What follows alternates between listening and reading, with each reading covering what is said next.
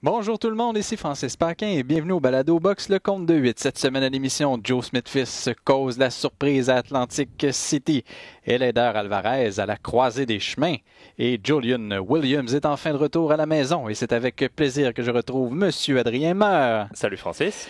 Adrien, il y a eu toute une surprise dans le monde de la boxe cette fin de semaine à Atlantic City. Pas que Joe Smith-Fils est un mauvais boxeur, mais Jesse Hart était résolument le côté A de l'équation. C'est lui qui était favori. On disait même qu'en cas de victoire, pourra obtenir un combat de championnat du monde à sa prochaine sortie, mais Joe Smith-Fils, le col bleu de la boxe, est venu jouer les troubles fêtes, l'emporte par décision majoritaire des juges, des cartes de 98, 91, 97, 92 et une autre de 95, 94 qui est sortie un peu de nulle part. Pas mal tous les spécialistes qui regardaient le combat qui était aux abords du ring avaient le boxeur de Long Island largement gagnant au point. Ça a été un combat où il a été, dans le fond, égal à lui-même. Il a travaillé, travaillé et travaillé. Exactement. Et c'est ce qu'on attendait de lui et c'est ce qu'il a montré. Il n'y a pas eu de surprise dans son cas. On sait ce qu'il va faire et c'est ce qu'il a fait. Il a mis beaucoup de pression.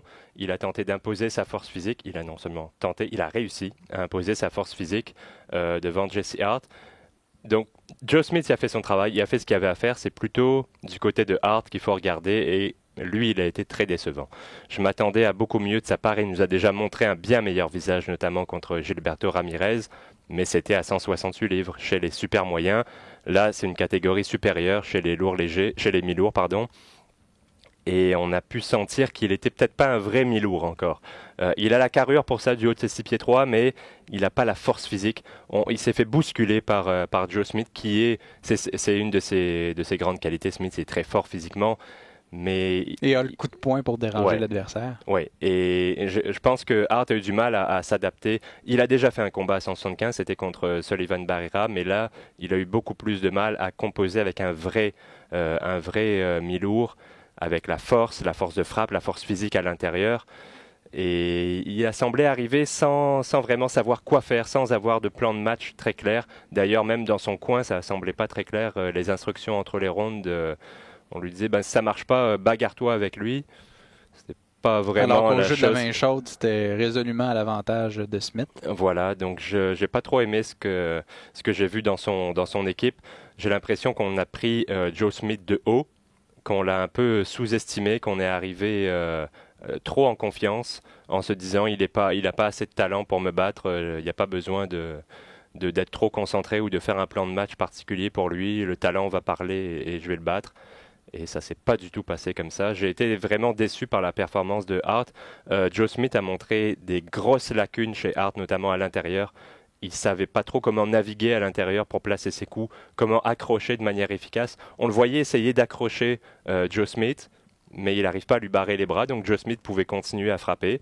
Il s'est pas gêné pour le faire. C'est d'ailleurs comme ça qu'il a réussi à l'atteindre avec des uppercuts, de nombreux uppercuts qui ont vraiment laissé des traces chez Hart.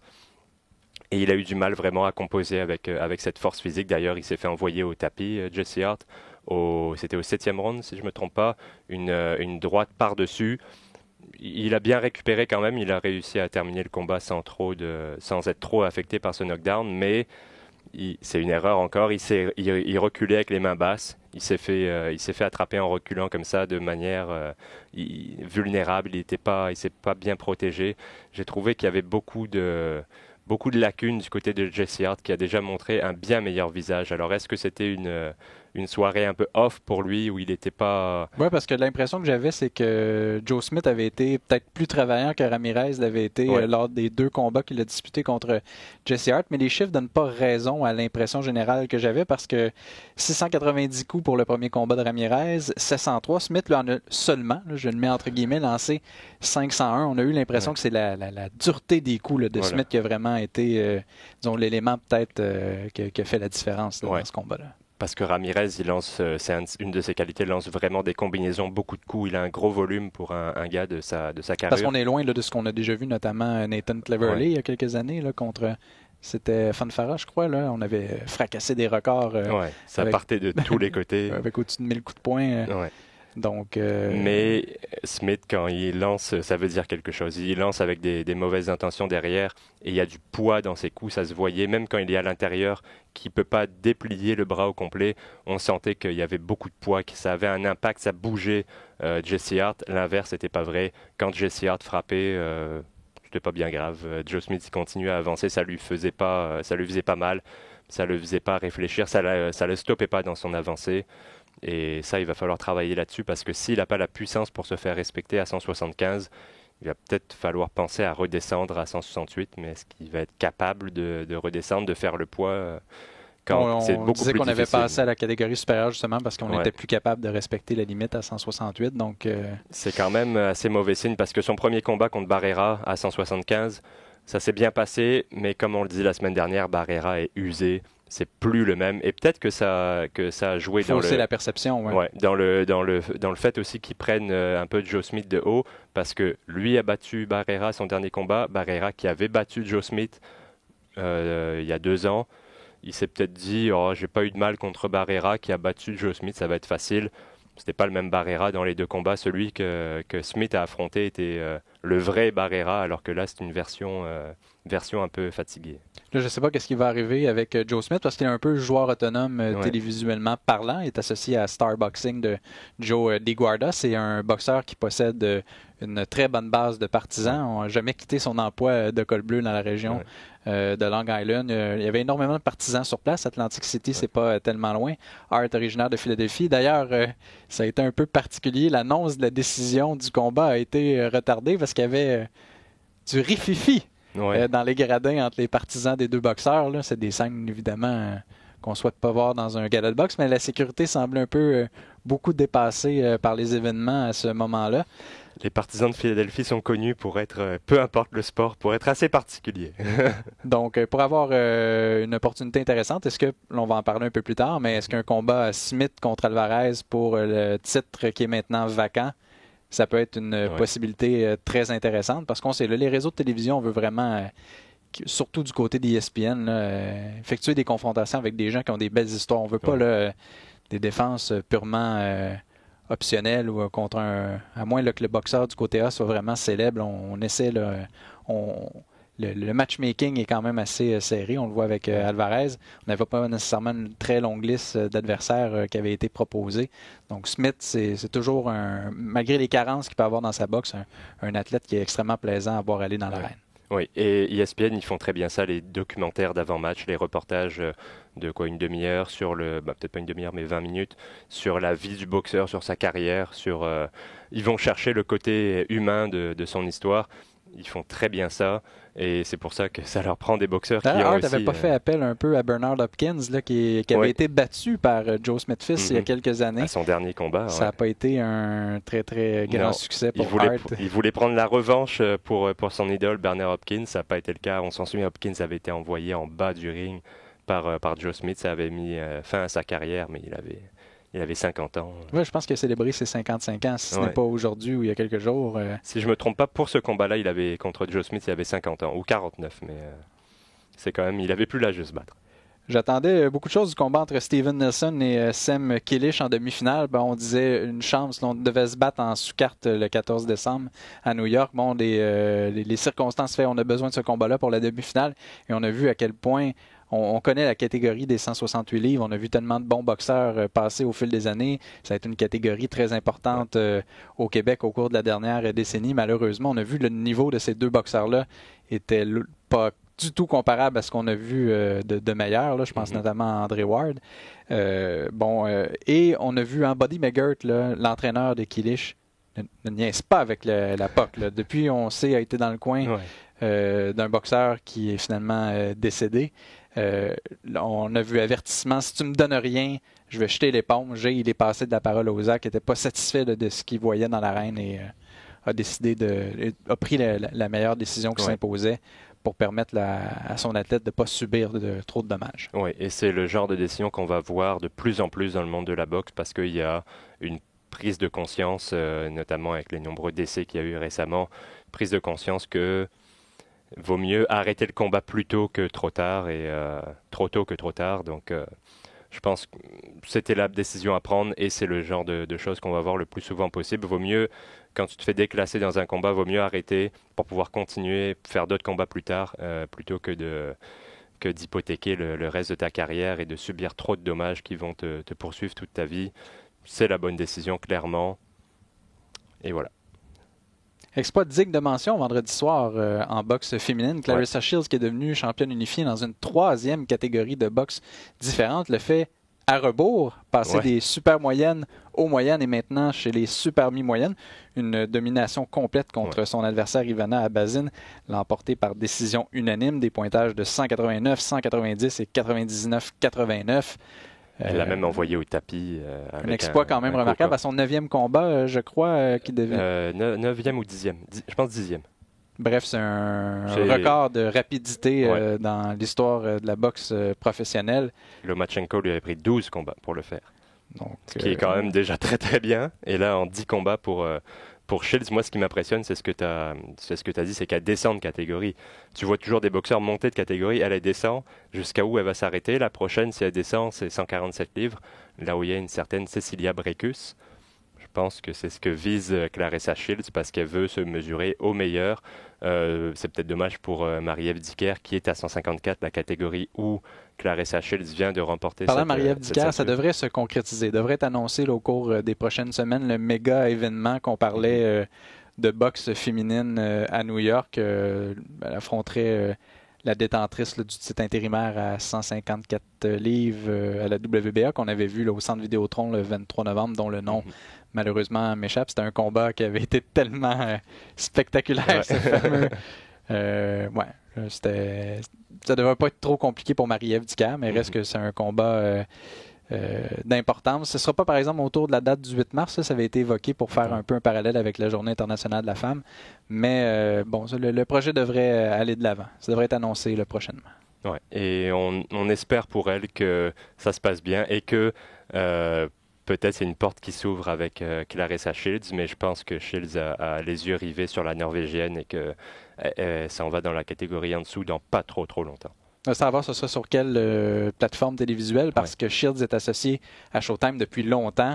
On n'hésite pas là, à mettre en vedette de différents événements, puis ça n'a pas commencé hier ou vendredi, c'est depuis longtemps, tandis que Brækhus est maintenant associé d'abord avec HBO, maintenant DAZN. Mais j'ai l'impression qu'il y aura beaucoup d'intérêt aux États-Unis pour ce genre de rencontre au sommet. Et les deux boxeuses, je pense qu'il y aura de l'intérêt pour s'affronter. Donc, quand il y a une volonté du côté des boxeurs ou des boxeuses, généralement, les réseaux de télé, les promoteurs s'arrangent pour que ça marche. Quand ils voient leur intérêt financier. Il reste à voir, par exemple, à quel poids ça se fera, parce qu'on émettait peut-être des doutes pour Shields d'un peu, encore une fois, défier, si on veut, toute logique. Descendre à 147 livres, ce serait peut-être un catchweight. Surprenant. Peut-être un catchweight ou Brækhus qui accepterait de... Je suis pas certain que Brækhus accepte de monter de catégorie. Elle a quand même le gros bout du bâton. C'est elle qui a toutes les ceintures. C'est elle qui a le nom établi depuis le plus longtemps. Mais Clarissa Shields amène l'argent, amène toute une fanbase avec les Américains qui sont derrière elle. Donc, ça serait un combat payant pour Brækhus. Peut-être qu'elle ferait des concessions pour obtenir ce combat-là. Et sinon, samedi soir également, on surveillait les débuts de Jamie Munguia, ancien champion de la WBO chez les poids super mi-moyens. Décide de passer à la catégorie supérieure. Choisit un adversaire, je dirais, taillé sur mesure pour lui, un certain Gary O'Sullivan, l'a emporté par arrêt de l'arbitre au 11e round. Ça a été un peu un carnage, si je peux me permettre l'expression. Au-dessus de 50% des coups en puissance de Munguia qui ont touché la cible, Sullivan a encaissé. Et à un moment donné, son coin a littéralement lancé la serviette sur le ring. L'arbitre ne l'avait pas vu immédiatement. Il a dû avoir une chute au plancher. Et là, quand l'arbitre s'est retourné, a vu qu'on avait décidé d'abandonner, elle a immédiatement arrêté le combat. C'était la décision à prendre parce que le boxeur moustachu là, a subi des dommages assez importants. Ouais, il en a encaissé beaucoup, des coups. Il a une bonne mâchoire, on le sait. Et j'ai pas vu le combat en direct. Quand j'ai vu les résultats, je me suis dit, David Lemieux lui avait passé le KO, premier round. Munguia a eu du mal.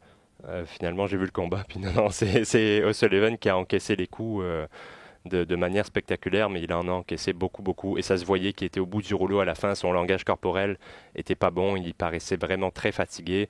Et c'est à ce moment-là que tu peux ne plus être assez lucide pour te défendre de manière intelligente et que tu encaisses des coups qui vont faire vraiment mal.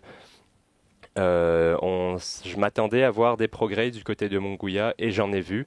Alors ça n'a pas été parfait, mais là où je m'attendais à voir un peu mieux, c'est au niveau du jab. Et là, il a montré qu'il avait un jab qui était totalement inexistant auparavant. C'était un gars, Munguia, qui partait de très loin, qui lançait que des coups de puissance sans vraiment préparer ses attaques. Là, j'ai beaucoup aimé sa manière d'aborder le combat.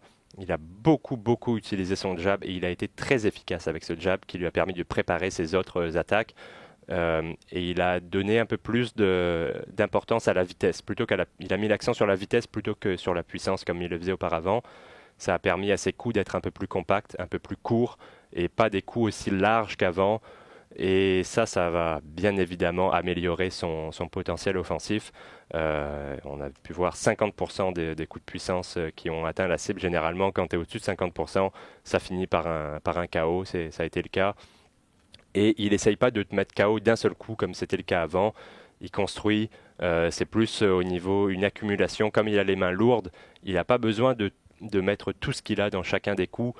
Il peut essayer de frapper plus en vitesse, d'essayer d'atteindre la cible plusieurs fois de suite. Et ses coups vont s'accumuler et la force va finir par faire des dégâts parce que même s'il n'essaye pas de frapper fort, ses coups vont avoir beaucoup de poids en arrière. Je trouve que c'est une très bonne amélioration de sa part. Ça, c'est le travail d'Éric Morales, qui est son nouvel entraîneur depuis 2 combats. C'est son 2e combat avec lui, ou son premier? Non, c'est pas son premier. C'est le 2e. C'est le 2e avec Morales. C'est clairement l'influence de Morales qui a amené ce jab. Et on peut voir que c'est pas très naturel de la part de Munguia parce que le naturel revenait souvent au galop. Après, il a utilisé son jab pendant les 2 premiers rounds très bien et au 3e, il est redevenu l'ancien Munguia. D'ailleurs, c'est à partir de ce moment-là qu'il y a peut-être eu, s'il faut chercher des légers écueils dans cette performance de Munguia, c'est au 3e round, O'Sullivan qui a été patient et qui a attendu le bon moment pour lancer une droite en contre-attaque. Munguia a encaissé. Oui. C'est quand même ressaisi, il n'a pas paru ébranlé, mais... il a de la chance que c'était à la toute fin du round. C'est ça, c'est à la fin, puis même O'Sullivan a donné un coup après le son de la cloche. Oui. Mais peut-être été à ce moment-là un peu trop confiant en ses moyens, complètement laisser sa défense ailleurs. Et c'est le défaut qu'il a gardé par contre. On a vu une amélioration au niveau offensif avec ce jab et des coups un peu plus compacts, plus courts, mais au niveau de la défense, j'ai trouvé qu'il y avait encore les mains basses, encore des gros trous dans sa défense qui ont fait en sorte que O'Sullivan a pu l'atteindre plusieurs fois, des fois avec des coups très solides comme celui dont tu parlais à la fin du 3e, contre un boxeur qui est plus un cogneur, un boxeur de l'élite. Si c'est un David Lemieux, un Golovkin qui atteint la cible avec un coup comme ça, ça finissait un KO. Donc il est chanceux que ce soit Gary O'Sullivan en face qui ait réussi à l'atteindre avec ce coup-là. Parce que c'est le genre de coup qu'il ne peut pas se permettre d'encaisser. Et ça, c'est dû à ses coups trop larges. Parce qu'il a abandonné son jab. Il est redevenu le vieux Munguia, celui des combats précédents, qui swing, qui lance des coups très larges. Et c'est entre 2 coups, entre 2 crochets très larges, qu'il s'est fait atteindre par cette droite-là. Quand il utilise son jab, quand il fait ce que Éric Morales lui demande, il est beaucoup plus dangereux offensivement. Mais ça, il ouvre moins de portes à l'adversaire aussi pour des contres. Donc sa boxe, au total, overall, est plus efficace. D'ailleurs, c'est une observation que Sergio Mora a eue pendant le 11e round. Aussitôt qu'il a ébranlé, O'Sullivan a dit « Là, c'est pas avec sa puissance qu'il va être en mesure de le coucher, c'est avec la vitesse de ses mains. » Ça a pris 2-3 coups, mais le boxeur a fait l'ajustement. Et on l'a vu, là, c'est avec justement la rapidité de ses mains qu'il a été capable d'envoyer O'Sullivan au tapis. Et c'est ce qu'on va voir dans le futur. Faut donner la chance parce que tu évoquais c'était le 2e combat parce que c'est après la performance contre l'Irlandais Hogan qu'on avait décidé d'effectuer des changements. Et là, ça commence tranquillement mais sûrement à porter ses fruits. Et c'est généralement pas après le premier camp d'entraînement, c'est généralement après le deuxième. est encore relativement jeune, donc il y a beaucoup de place à l'amélioration. Et tu peux pas demander à un entraîneur d'arriver et 3 mois après de voir une différence dans la boxe de son poulain. Ça prend un peu plus de temps et ça prend généralement, c'est après le 2e combat, dans le 2e combat qu'on voit qu'on voit les effets. Il faut un deuxième camp d'entraînement pour que tout ça s'assimile. Et c'est peut-être une bénédiction aussi de ne pas avoir réussi une victoire rapide comme David Lemieux l'avait fait, parce que ça nous a donné pratiquement 11 rounds au complet là, pour, disons, tester ce qu'on avait pratiqué à l'entraînement, prendre des informations pour Morales. Et ça a été efficace. Et ça montre au boxeur que quand il répond aux consignes de l'entraîneur, eh ben, c'est efficace, ça marche. Et il se fait moins atteindre aussi. Donc, on va voir un Munguia un peu plus technique.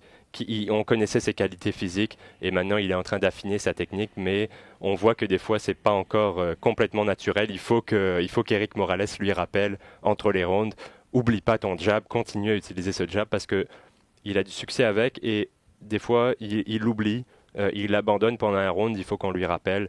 Donc ça, c'est un travail de longue haleine, mais je pense que ça va être peut-être pas toute sa carrière, mais ça va prendre encore quelques combats avant que ça devienne quelque chose à laquelle il n'a plus besoin de penser pendant le round. Est-ce qu'il est prêt pour être lancé dans la mêlée immédiatement contre Demetrius Andrade, le champion, ou c'est un peu beaucoup la vache à lait de Golden Boy? C'est le dauphin de Canelo Alvarez. Donc, est-ce qu'on va prendre vraiment notre temps avant de lancer contre un boxeur qui est résolument technique?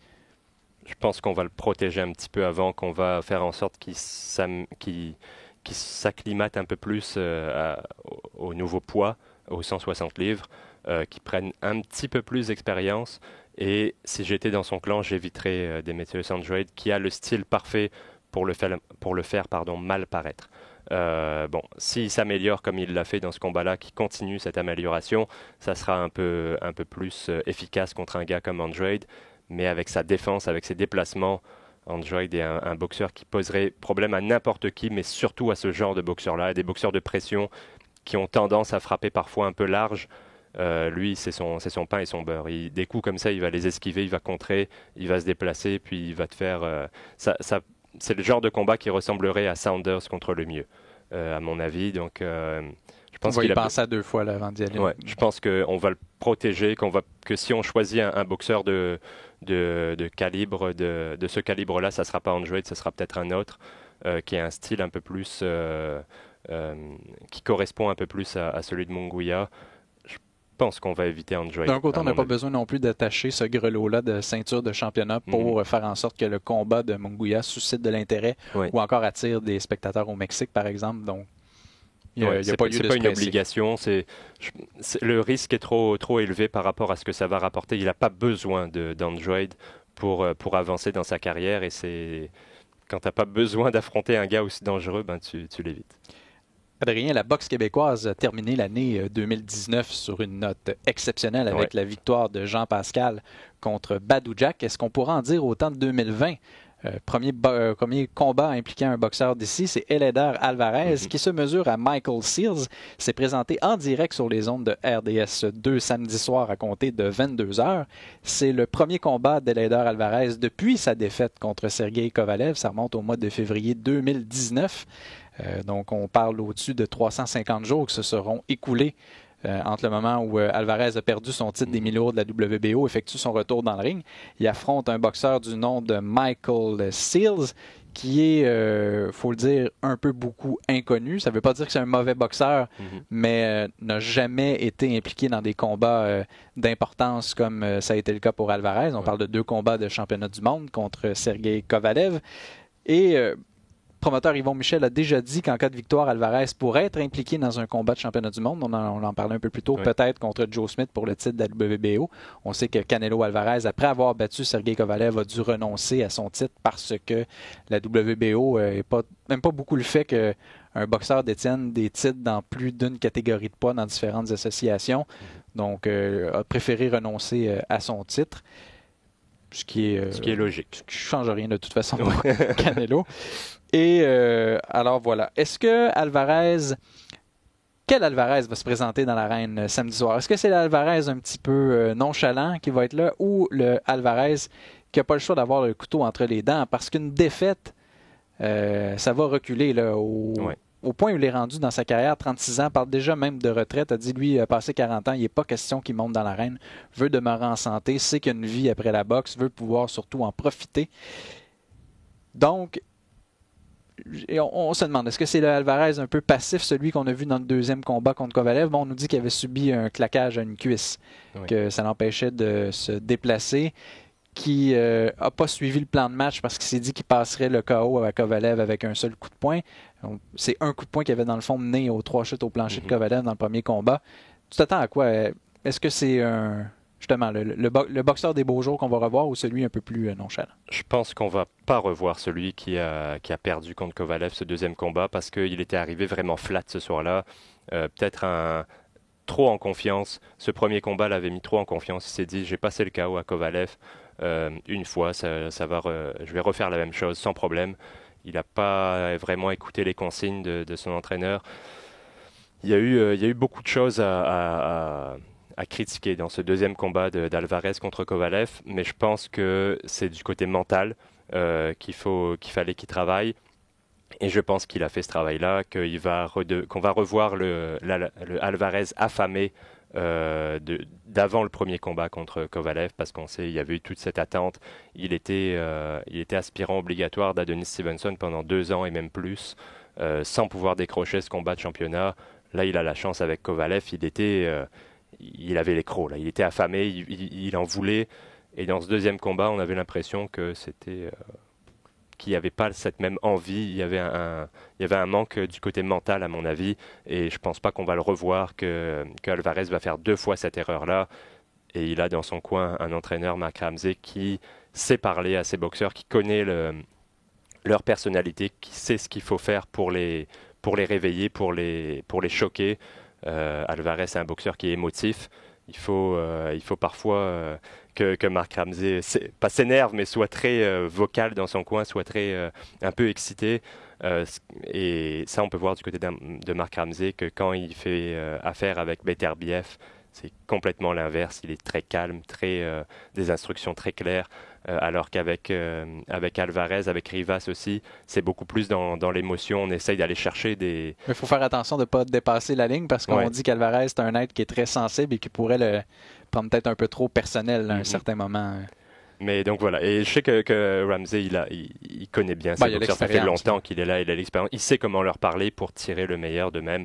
C'est sûr qu'il lui a parlé pendant tout le camp d'entraînement pour qu'il soit dans des bonnes conditions mentales, pour qu'il approche ce combat-là, pour qu'il s'amène dans ce combat-là avec le bon état d'esprit. Tu parlais d'Adonis Stevenson. Mark Ramsey a un peu dressé un parallèle entre Michael Seals et Adonis Stevenson. A dit qu'il faisait la plupart des choses bien, n'était pas nécessairement exceptionnel au chapitre de la technique, des déplacements, de l'équilibre, mais la force de frappe, il peut assommer un boxeur d'un seul coup de poing. On l'a vu là, tout au cours de sa carrière, notamment sa défaite contre Edwin Rodriguez, un combat tout simplement spectaculaire. Là. Je me souviens plus du nombre exact de chutes au plancher. Ça avait duré 3 rounds, mais ça a été... c'est vraiment une guerre là, sans merci. Donc, pour Alvarez, on sait des fois des petits moments d'absence. Il n'y aura pas le choix là, pendant tous les rounds du combat là, d'être aux aguets pour ne pas se faire surprendre. Et on sait, là, ça prend un coup de poing et ensuite, la chaîne peut débarquer. Et c'est exactement la qualité de Seals, c'est sa puissance. C'est un gars qui n'a pas énormément d'expérience. Tu as parlé de son combat contre Edwin Rodriguez. C'est probablement le seul nom que vous reconnaîtrez à sa fiche. Les autres, c'est des victoires, beaucoup de victoires par KO, mais face à des boxeurs plus ou moins inconnus. Mais la force de frappe, elle est là et elle est impressionnante. Si vous allez voir son KO contre Booker, il est inanimé dans les cordes, il est tout mou, là, on dirait désarticulé. Sur un seul coup de poing, c'est vraiment le genre de puissance qui fait en sorte que c'est un gars qui va être un petit peu évité parce qu'il n'est pas très connu et il est dangereux avec cette puissance. Malgré tout, au niveau des habiletés de boxe, c'est un gars que Alvarez doit battre. Il ne peut pas se permettre de perdre contre Michael Seals. C'est un gars qu'il est censé battre, mais ça fait 1 an qu'il n'est pas monté dans le ring, presque 1 an. Sa dernière sortie n'était pas la meilleure de sa carrière. Donc il faut qu'on voit le vrai. Si on voit le vrai Alvarez, il va battre. Il y a pas eu une opération, un talon aussi, donc. Il y a beaucoup de choses qui s'accumulent. Donc il fallait comme ça un combat de remise en forme. Il ne pouvait pas tout de suite de remise en forme. C'est pas de la remise en forme parce que l'enjeu est trop important. Là. Mais c'est pas un combat tout de suite contre un Kovalev ou contre un gars de ce calibre-là. Et heureusement, parce qu'après un an d'absence, ça aurait été très très dur de revenir directement dans un combat d'élite comme ça. Il lui faut un combat un peu intermédiaire. Il n'est plus au stade où il faut des combats faciles, mais un combat pour se remettre un petit peu dedans, où il risque de prendre des coups qui font mal, mais ça va lui permettre de reprendre le rythme et d'être vraiment dans des conditions de combat de championnat du monde. Il devrait l'emporter, mais on ne sait jamais. C'est un adversaire qui, sur un seul coup de poing, peut t'assommer. Donc c'est le danger de ce combat-là. Mais si ça arrive à la décision des juges, j'ai aucun doute que c'est Alvarez qui remporte ce combat. On parlait de la volonté un peu plus tôt d'ESPN de nous présenter des boxeurs qui ont un parcours un peu hors de l'ordinaire. Et Sears en est résolument un. C'est un boxeur qui n'a pas de gérant. Il se représente lui-même et sa carrière allait un peu beaucoup nulle part. Il y a eu des longues périodes d'inactivité, notamment avec accepté le combat contre Rodriguez malgré une blessure, mais il se disait j'ai la force de frappe pour l'embêter, je devrais le battre, il ne devrait pas avoir de problème.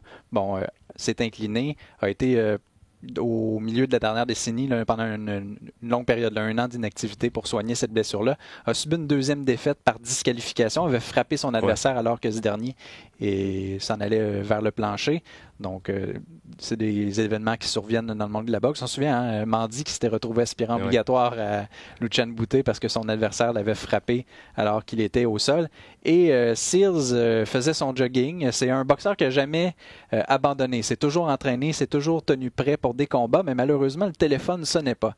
Et pendant qu'il courait au début de l'année 2019, il y a eu un peu un message de Dieu. C'est ce qu'il a expliqué dans un texte que vous pouvez lire écrit par Steve Kim sur ESPN.com, et il s'est remémoré le nom du matchmaker de Top Rank et a décidé de le contacter par Messenger.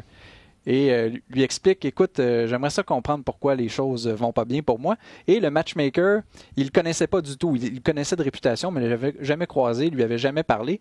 Et ils sont entrés en contact, il a dit, écoute, Michael, tu es un bon boxeur, mais le problème, c'est que tu n'es pas connu, donc il n'y a personne qui va vouloir t'affronter en raison de ta force de frappe qui est exceptionnelle. Et comme Sears n'était pas représenté par un promoteur pour l'appuyer, on l'a vu dans la montée d'Arthur Beterbiev, c'est parce qu'on avait un promoteur derrière qui était capable, on l'a vu notamment contre Tavares Cloud, on était capable de faire venir des adversaires, capable de dépenser de l'argent pour gagner des titres mineurs qui permettent d'aller dans les classements. Ça avait été la même chose précédemment avec Adonis Stevenson. Personne ne voulait l'affronter dans sa route vers une opportunité qu'il y a eu par après contre Chad Dawson, mais il avait fait la route à 168 à l'IBF. On se souvient, chaque jour il y avait des nouvelles, tel aspirant ne veut pas l'affronter.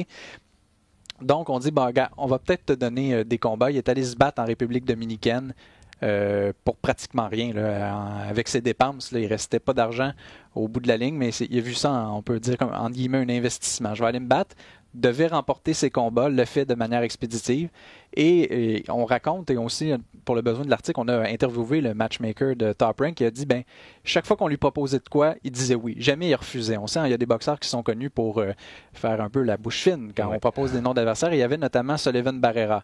Et tout de suite, Sears a dit, je suis prêt, je signe le contrat. Et Barrera, à une semaine de vie, le laissait tomber pour affronter à la place Jesse Hart. Hart qui avait remporté ce combat-là. Ensuite, on lui a proposé Chabrinski. Sears s'entraîne, dit oui, je veux l'affronter, je suis prêt, je vais être en forme, je vais donner un bon spectacle. Malheureusement, Chabrinski, à une semaine de vie, se désiste. Pendant ce temps-là, tu as parlé de Brooker, a disputé des combats en sous-carte sur des cartes de Top Rank, des victoires expéditives au deuxième et premier round. Et là, il obtient cette occasion spéciale-là. Et même, il disait que pour subvenir à ses besoins, parce qu'on ne se bat pas, l'argent est inexistant, était chauffeur pour Lyft et Uber. Et là, il dit, les gens me reconnaissent. Et là, tranquillement, mais sûrement, se construit une base de partisans. Puis il était particulièrement fier de son évaluation sur l'application. Là, les gens, apparemment, lui donnent beaucoup d'étoiles parce que sa voiture était propre et que le chauffeur était sympathique, en retire une grande fierté. Il dit que ça rapporte des dividendes aujourd'hui. Donc, se présente gonflé à bloc, naturellement inconscient de l'ampleur du défi. Mais je pense que c'est unanime, là, tous ceux qui l'ont côtoyé dans le monde de la boxe disent que c'est un personnage qui est sympathique et quand même avancé en âge, là, il a dépassé le cap de la mi-trentaine, mais disait conserver des saines habitudes de vie. Ça fait 10 ans qu'il n'a pas touché une goutte d'alcool, sort pas, est totalement dédié. Donc pour lui, son moment de gloire, c'est samedi. Là. Tous les épreuves, tous les obstacles qu'il a surmontés, il espère que ça va payer contre Eleider Alvarez. Et c'est le genre de boxeur, quand tu attends ça toute ta carrière, c'est une opportunité à saisir et c'est le genre de boxeur qui va tout donner, qui va se mettre dans les meilleures conditions pour pouvoir la saisir, cette opportunité-là. C'est un peu ce qu'avait fait Alvarez dans son premier combat contre Kovalev. Il avait attendu longtemps cette chance pour un combat de championnat et il l'avait saisi des deux mains. Maintenant, il faut qu'il empêche Seals de faire la même chose. Mais j'aime bien le fait que le téléphone ne sonne pas, il va le prendre puis il va appeler lui-même pour que ça marche. C'est ce qu'il faut faire. Écoute, si on t'appelle pas, tu veux parler aux gens, c'est toi qui appelles. Et voilà. Et ça a marché. Mais il a fallu qu'il en passe des épreuves avant d'avoir sa chance, parce qu'il y en a beaucoup qui auraient abandonné quand on te demande d'aller te battre et que tu fais pas d'argent. À un moment donné, tu te demandes, quand tu es dans la mi-trentaine, tu te demandes si tu as fait le bon choix de carrière, parce que de travailler et de ne pas être payé en bout de ligne. Oui, souvent on te propose des combats, pas nécessairement beaucoup d'avance, mais il y a un coup qu'on se ramasse dans l'arène, mais il faut livrer la marchandise, on n'a pas le choix, parce que souvent on dit les combats en sous-carte, ça fait juste meubler, mais en même temps, dans son cas, attirer l'attention des dirigeants de Top Rank, et là on lui offre cette occasion quand même assez inespéré. Là. Je ne crois pas qu'il s'attendait à disputer un combat de cette envergure-là. Ouais, surtout quand on regarde le nom de ses adversaires précédents, qui sont relativement inconnus. Mais c'est ce genre de combat-là que tu ne peux pas perdre. S'il perdait contre Booker, il n'avait jamais cet appel-là pour affronter Alvarez. Donc ça doit être vraiment, il faut une sacrée détermination pour être capable de garder ton niveau de motivation, de garder ton niveau de concentration, de respecter tous les adversaires pour arriver dans les meilleures conditions dans le ring et pouvoir les battre de manière spectaculaire pour garder ta chance, pour garder vivante cette chance potentielle en bout de ligne. Et là, il la décroche. Il la décroche contre Alvarez et pourquoi pas plus dans son cas. On souhaite à Alvarez que sa chance s'arrête là, mais c'est le genre de boxeur, tu veux pas tomber sur un gars comme ça qui a rien à perdre et qui en plus est dangereux avec sa puissance. Mais ça reste quand même au niveau des habiletés un gars qui est largement à la portée d'Alvarez, mais c'est un gars qui est dangereux pour toutes ces raisons-là qu'on vient d'évoquer. Ça va pas être un combat facile, mais c'est un combat qui est à la portée d'Alvarez.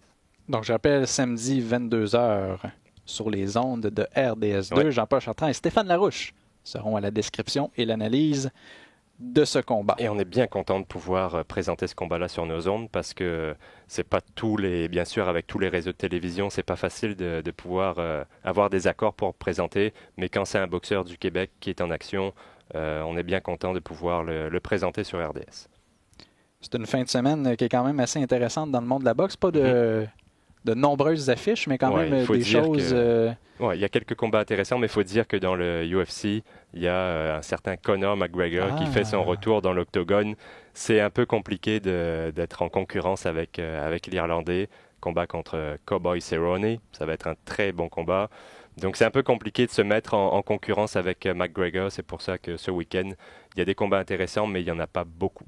Choix déchirant en perspective. Ouais, mais on va faire les deux de mon côté. On est capable d'être multifonction. Ça commence vendredi 22h sur les ondes de TSN 5. Vladimir Shishkin qui affronte Ulysses Sierra. C'est le 250e événement déjà de la série Showbox sur Showtime qui met évidemment en vedette les espoirs de demain, les grandes vedettes. Et on nous dit que Shishkin, lui, c'est un futur champion du monde à 168 livres, rien de moins. Au-dessus de 300 combats dans les rangs amateurs. Donc, il faut avoir à l'œil ces boxeurs russes et de toutes les anciennes républiques du bloc soviétique. Il y en a de plus en plus et ils prennent l'autoroute quand ils arrivent chez les pros. Ça m'impressionne beaucoup, qui font très peu de combats avant d'arriver à des combats de très haut niveau. Ça m'impressionne, mais c'est dangereux parce que tu n'as pas forcément, même si tu as toute l'expérience amateur, il n'y a rien qui va remplacer l'expérience professionnelle. Ça peut marcher dans certains cas, on pense bien sûr à Lomachenko, Usyk, etc. Mais parfois, ça peut être à double tranchant. Il n'y a pas Bespoutine aussi récemment? Oui. Lui, il a pris un autre moyen pour aller sur l'autoroute. Des petites substances interdites. Comme ça peut être un autre moyen, mais là, c'est fait prendre... C'est vrai que du côté des Russes... la main dans le sac. Oui, il y a quelques soupçons avec le dopage d'État. C'est pas le tour de ski de fond qui vient de se compléter récemment avec 5 Russes dans le top 10 au final. C'est pas Ils sont étonnant. incroyables. Reste que Shishkin, déjà membre du top 15 au WBC, donc comme tu le mentionnais, peut-être un combat majeur à l'horizon. Dans sa carrière, a quand même arrêté des boxeurs qu'on connaît. Mohamedi, qu'on a déjà vu à Montréal, ou encore DeAndre Ware. Donc, battu ce qu'on peut qualifier de bon gatekeeper, les a arrêtés, a fait ce qu'il devait faire. Un boxeur promis à un bel avenir comme lui doit arrêter ces boxeurs-là. C'est ce qu'il a fait. Et sur papier, son adversaire Sierra, il n'a jamais affronté un tel calibre d'adversaire. Donc, il faut s'imaginer que le Russe devrait logiquement l'emporter assez facilement. C'est un combat qui est fait pour ça. Et à moins d'une grosse surprise, il l'emportera. Ça se poursuit samedi 20h sur Fox, donc un peu avant la présentation de l'UFC. Quoique l'UFC, ça dure toute la soirée. Là. Je parle de la portion qui est peut-être plus à la télévision, à la carte. Julian Williams qui affronte Jason Rosario. C'est un retour à Philadelphie pour Julian Williams, qui est champion unifié WBA et IBF des poids super mi-moyens. Lui, il ne s'est pas battu chez lui depuis 2011. Philadelphie, c'est quand même un gros marché de boxe, mais Williams, il s'est promené un peu partout. Donc, il s'est pas déjà battu au Québec aussi il y a quelques années, comme en sous-carte. Alors combat, je pense que c'est un combat en finale d'Adonis Stevenson. Je ne sais plus lequel, mais on l'avait vu en sous-carte, c'était à Montréal. Donc, pendant qu'il était en pleine ascension et ils ont été en train de parfaire ses connaissances de la boxe professionnelle. Pour lui, c'est un premier combat depuis qu'il a battu Jared Hurd, ce qui lui a permis de devenir champion unifié. Ça a été présenté en mai dernier. Ce qui est intéressant, c'est que Julian Williams, on lui demandait, c'est quand même spécial de te battre chez toi, tu dois être content, l'énergie de la foule, et il a fait non, oubliez ça, moi là, j'ai complètement déconnecté. Vous n'avez pas idée, là, les demandes de billets, les demandes de faveurs, les entrevues. C'est des arguments qu'on a déjà entendus, notamment Simon Keane. On disait qu'il faut qu'il apprenne à couper un peu l'influence extérieure pour se concentrer uniquement sur son combat. Williams, lui, a dit, écoutez, moi, mon objectif, là, je suis devenu champion unifié, je suis content, mais je veux faire partie des meilleurs boxeurs livre pour livre de la planète. Mon combat contre Rosario, c'est une première marche vers ça. Dit que son adversaire n'est pas nécessairement une grande vedette, n'a pas l'expérience que lui peut avoir dans les rangs professionnels, mais dit, j'ai remarqué, j'ai regardé dans ce regard beaucoup d'ambition. Donc, il se méfie là, de son jeune adversaire. Ouais. Et tant mieux. Tu ne veux pas avoir un champion qui sous-estime ses adversaires. Quand tu arrives en combat de championnat, tu es affamé comme jamais. Et il faut, on dit toujours c'est plus dur de défendre ta ceinture que de l'emporter. C'est justement parce que quand tu arrives, que tu fais ton premier combat de championnat, tu as toute l'envie du monde, c'est ton rêve d'enfance et tu veux le saisir. Donc c'est bien dans son cas qu'il se méfie de son adversaire. Et la dernière fois qu'on l'avait vu, c'était il y a 8 mois déjà. Ça fait quand même un petit moment, mais c'était un des combats de l'année contre Jared Hurd. Ça a été toute une guerre et c'est normal qu'il ait pris 8 mois entre ces deux combats pour récupérer d'un combat aussi éprouvant contre Hurd. Et du côté de Williams, je trouve que c'est une belle histoire parce que il avait été un peu mis de côté après sa défaite contre Charlo. Charlo lui avait passé le KO au 5e round. Après ça, on l'avait un peu mis de côté en disant il n'est pas un boxeur d'élite. Il a continué à travailler, il a décroché ce combat contre Jared Hurd et il l'a battu à son propre jeu. Il a été plus tough que Hurd, ce qui est vraiment pas facile à faire. Donc tout un combat et toute une performance de sa part.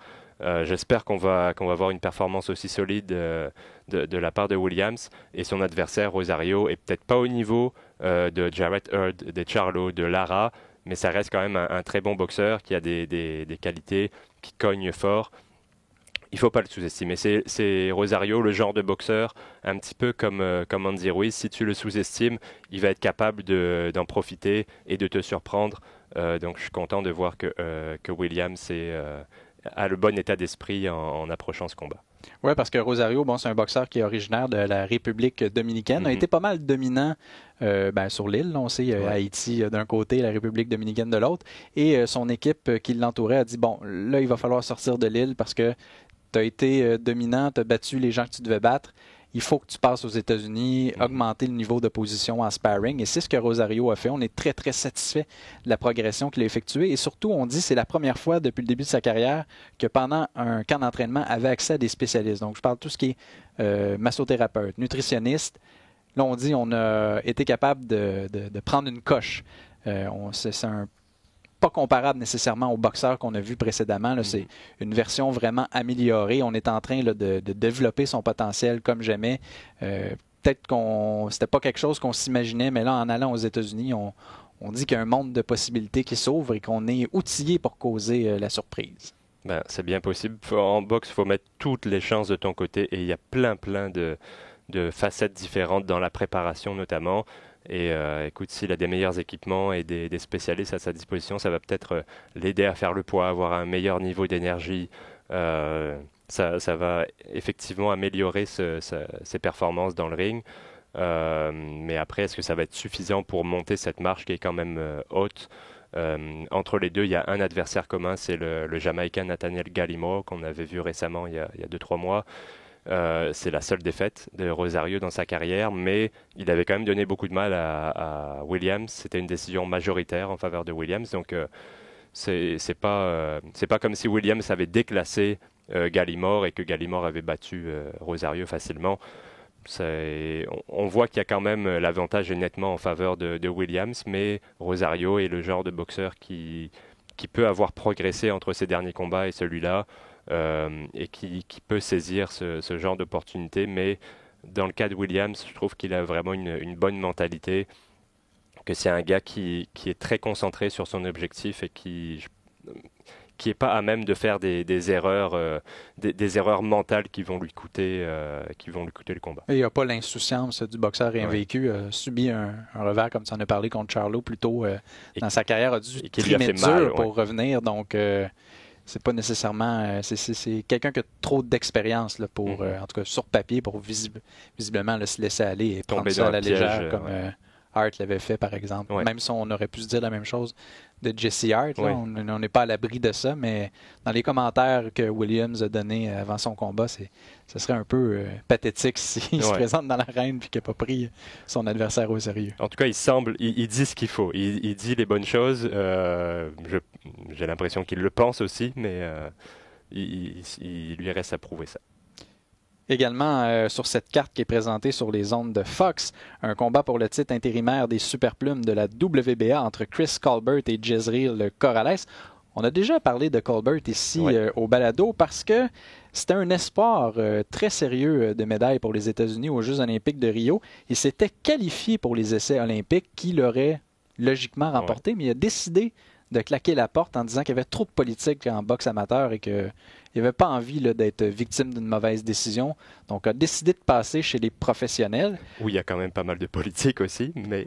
Et là, bon, c'est quoi, c'est 13 combats, je crois qu'il a fait. Là, se bat pour un titre intérimaire. Et la grande question que plusieurs se posent, est-ce que Colbert a ce qu'il faut? Est-ce qu'on a pris la voie un peu trop rapide pour c'est pas officiellement un titre de champion du monde, c'est un titre intérimaire, mais reste qu'il affronte un boxeur qui a énormément d'expérience. Est-ce que Colbert est prêt à relever ce défi? Alors, il a les qualités pour.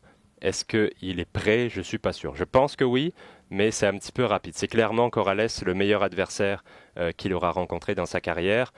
Mais pour l'instant, contre les autres adversaires qu'il a rencontrés, il a très bien fait, Colbert. C'est un gars qui est très explosif, avec beaucoup de rapidité au niveau des mains, qui a un bon jeu de pied aussi. C'est beaucoup basé sur l'explosivité. Donc il est in and out. Il a un style un peu félin dans sa manière de bouger. C'est très rapide, très explosif. Alors à sa fiche, il n'a pas énormément de KO. Mais par contre, quand il réussit des KO, comme son dernier combat contre Beltran, c'était un KO premier round et Beltran il a fait un faceplant, boum. C'était très très impressionnant. Quand il réussit des KO, c'est des KO sur un seul coup, mais il n'en réussit pas à tous ses combats. Il faut dire que c'était en début de carrière des combats de 4-6 rounds où tu as peut-être un peu moins de temps pour passer le KO à ton adversaire, mais les qualités sont là. C'est un gars qui a un style un petit peu à la Mayweather, avec la même garde, la garde Phil Michel, avec un bras qui protège le corps. Et il a les qualités athlétiques pour pouvoir utiliser ce style-là, parce qu'il a des bonnes esquives, des bons réflexes.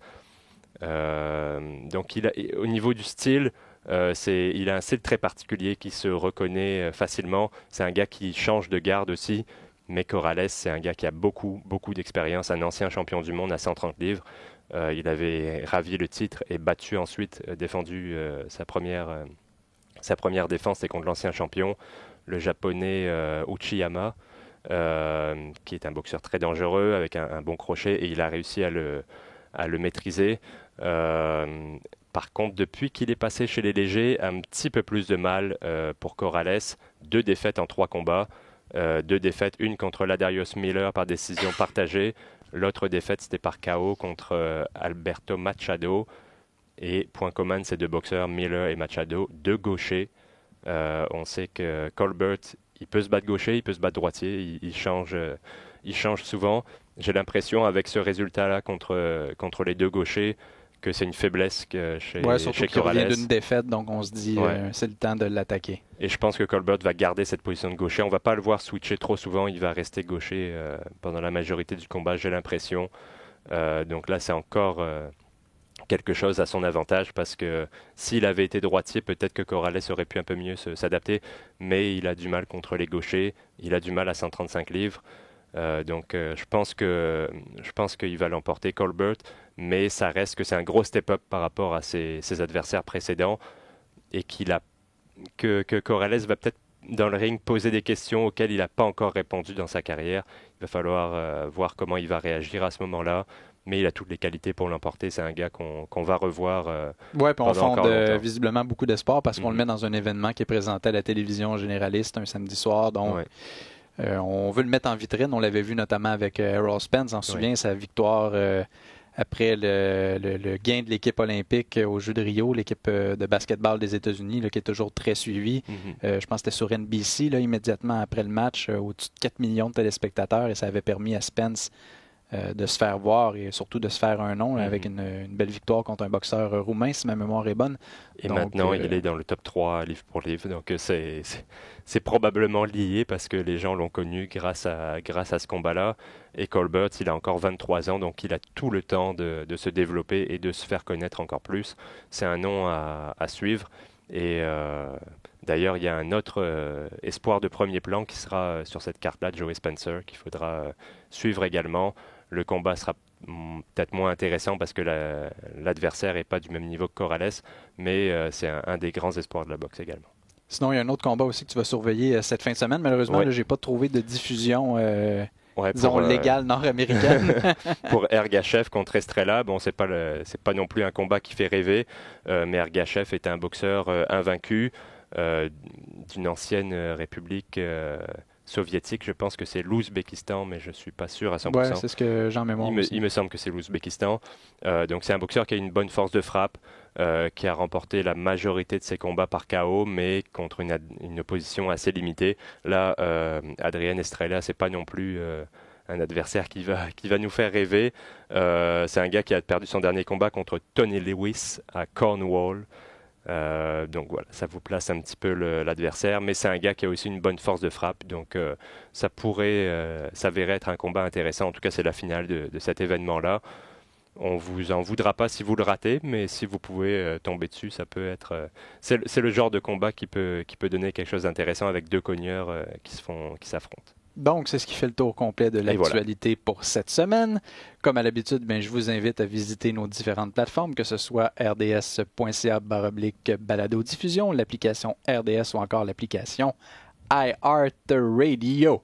Au nom d'Adrien Meur et de l'homme fort de la mise en onde d'Olivier Côté, ici Francis Paquin qui vous remercie d'avoir été des nôtres et qui vous dit à la prochaine. Ciao!